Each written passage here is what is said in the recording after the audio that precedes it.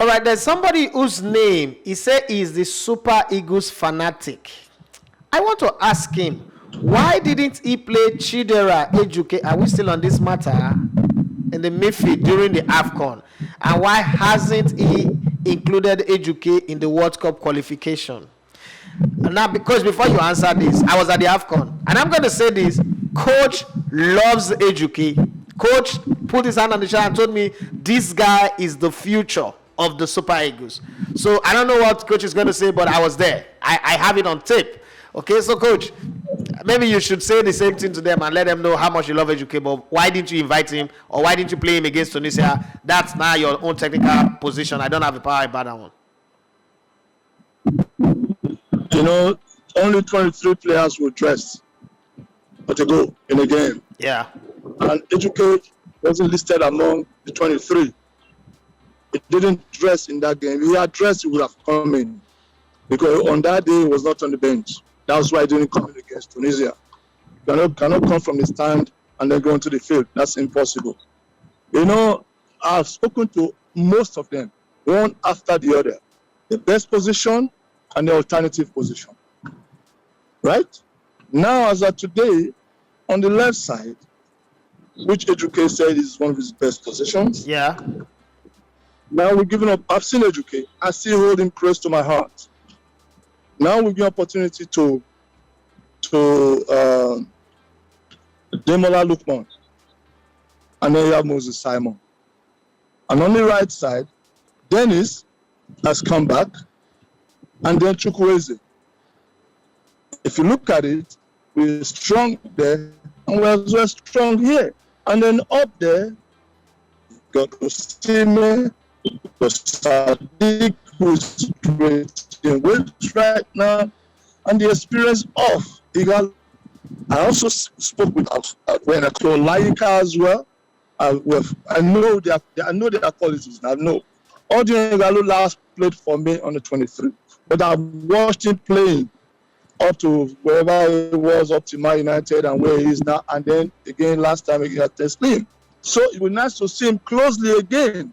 Not that his door is shut for everyone out there. His door is still very open for everyone out there. So this is only a game, and what we did was that 2 players in each position, and then 3 goalkeepers, and then all the other ones on standby. Then we have a balanced team. If you now take Ejuke and now have 4 on the left side, 2 on the right side, 1 on the left back, 7, then you have imbalanced team. So it's just about balancing at this point in time. And the boys, they understand. And believe me, Ejuke is still the revelation. Whether it's on his standby list or not, I'm not going to give you my 100% my plan. I have my own plan. Yeah, so from the fans, this is going to be the last question I'm going to take from the fans, and then I'm going to ask my 2 questions, and I'll let you go. Here's a Patrick said, hello, big coach. My name is Patrick from Lagos. My question is, what do you think we need to do as a nation? I mean, this is questioning your side of a technical director now. As a nation to be able to compete with top nations in football. And if we qualify, now this is a coach, if we qualify to the World Cup, so don't say if we qualify, when we qualify, we'll go qualify you, I beg you. How well do you think the current crop of players available to you can do at the world stage? You say the thing is, it's a very good question, man. We'll qualify through hard work. We'll work hard and make sure we win both legs and then at the World Cup stage. Now, for Nigerian football to keep improving is, first of all, to have a whole lot of facilities, train our coaches more, and then try to see how we can set up camps, which I have in my mind as a technical director, to have 6 national teams at the age grade level, at the 6 geopolitical zones, where we have under 15, under 17, and under 20. And we have a center in Abuja, which is a central area, and that's what they do in Holland. And then you have national coaches all over these regions as well.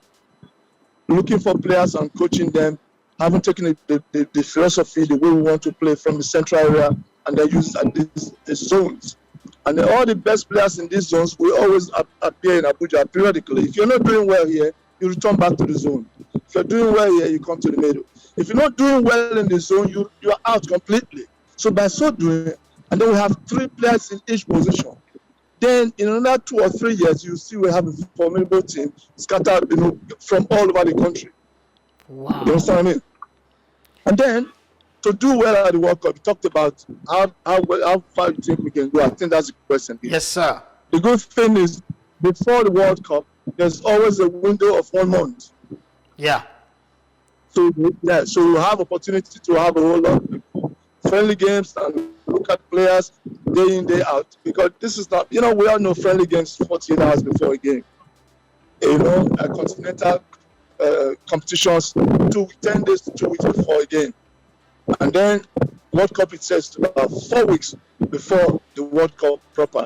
Everybody's released. So if we train and play serious friendly games and watch everybody closely, we should be able to come up with a very formidable team. Coach, it's been a wonderful time getting the fans to connect to you. I'm just a bridge, right? But I am also a fan of the Super Eagles. I'm your fan. I love you as a coach. I love the team. I would always love the Super Eagles of Nigeria. Whether we win or we lose games, I would always love the Super Eagles of Nigeria. But how difficult it is to be the manager of the Super Eagles of Nigeria. How difficult. And remember, you've been a player before for the Super Eagles. You've been a captain of the Super Eagles. You've coached different times. Is there a point where, as a coach, now you now look back and say, now this thing I was out of the face that time. Now this thing how difficult is it to be the manager of the Super Eagles of Nigeria? It's very, very tough. Very tough because, we are human beings are very demanding. And again, we're a football nation, which is normal.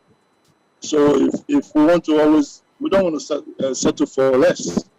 We always want to go for the best. And by so doing, we want to win every trophy available. So to be saddled with that responsibility, I think is a very tough one. But there will be critics everywhere, left, right, center, definitely.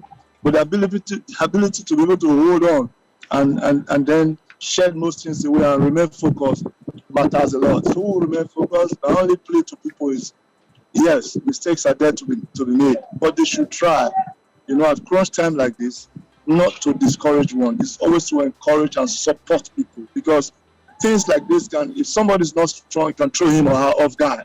But I am focused, and people I know I have a lot of fans out there. Thumbs up for my fans.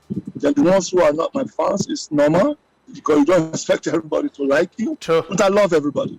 So by the grace of God, we'll all celebrate together after the 2-legged games. You are listening to Elegbete TV Radio.